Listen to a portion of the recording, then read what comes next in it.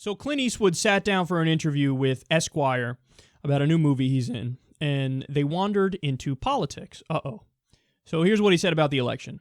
Trump's onto something, because secretly everybody's getting tired of political correctness, kissing up. That's the kiss-ass generation we're in right now.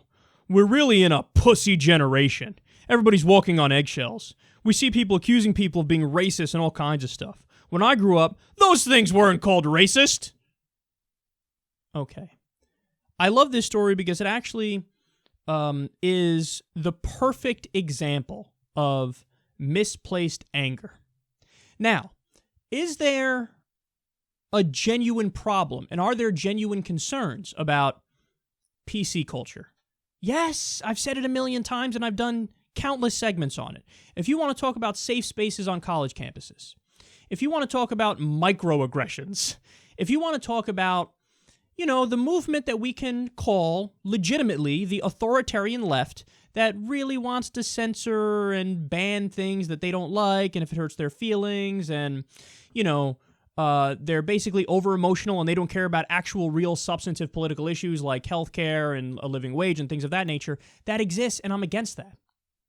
But what we're finding now is many, many people on the right are using that umbrella and that blanket of, oh, I'm just not politically correct, to shield themselves from any and all legitimate criticism.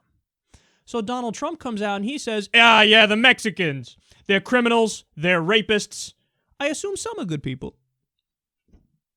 So he flips it. In other words, if he had said, some are bad people, some are criminals and rapists, but most are good people, then that's fine. Nobody would disagree with that.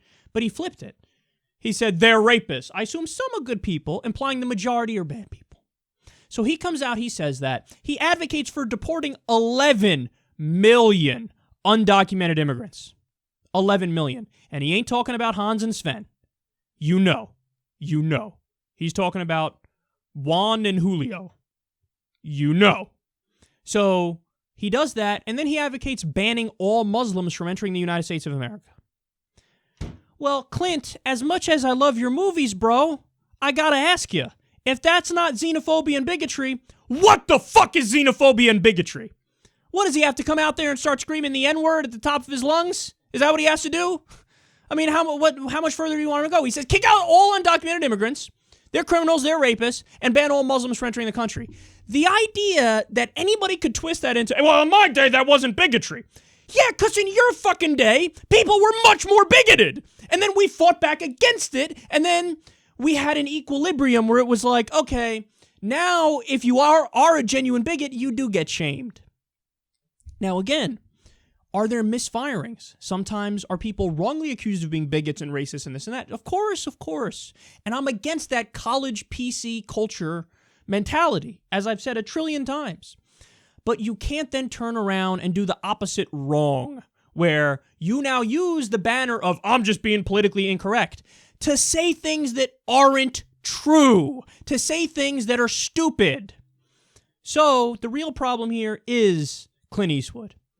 Okay, dude, the funny thing is, look who's getting all butthurt as you're accusing other people of being too butthurt.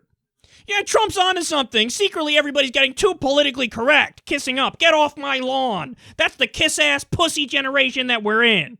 Everybody's walking on eggshells. We see people accusing people of being racist. Wee, I'm a little bitch. Fucking Clint Eastwood, as I accuse everybody else of being too sensitive. No, you're the too sensitive one. People make genuine criticisms that make sense against Trump, and you go into defense mode. Why are you so defensive?